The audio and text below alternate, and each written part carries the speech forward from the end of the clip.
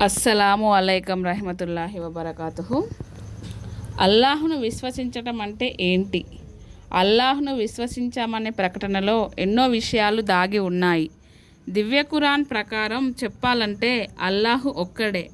ఆయన ఎవరి అవసరం లేనివాడు. ఆయనకు సంతానం కూడా లేరు. ఆయన కూడా ఎవరి సంతానం కాదు. ఆయనకు సరిసమానులు ఎవరు లేరు. విశ్వమంతటిని సృష్టించింది అల్లాహుయే. యావత్ ప్రపంచంపై ఆయన అధికారం ఉంది.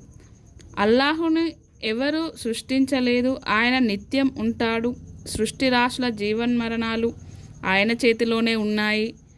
ఆయన చేయదలుచుకున్న దానిని ఆపేవాడు ఎవడు లేడు. ఆయన ఆపదలుచుకున్న దాన్ని చేసేవాడు కూడా ఎవడు లేడు. అల్లాహు తినడు, త్రాగడు. ఆయనకు నిద్ర లేదు, కునుకు రాదు. విశ్వ వ్యవస్థను నడిపిస్తూ అల్లాహు అలసిపోడు.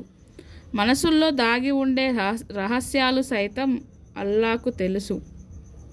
భూమి ఆకాశాలలో ఏది ఆయనకు గోప్యంగా లేదు.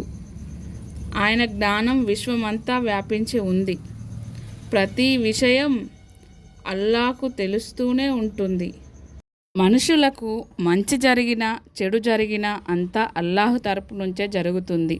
సుఖ సంతోషాలు అల్లాహుయే ఇస్తాడు. దుఃఖ విచారాలు కూడా అల్లాహుయే కలిగిస్తాడు. మంచి చెడులు, లాభ నష్టాలు అన్నీ అల్లాహు చేతుల్లోనే ఉన్నాయి. దైవత్వంలో, గుణగణాలలో, శక్తి సామర్థ్యాలలో ఆయనకు భాగస్వాములు ఎవరు లేరు.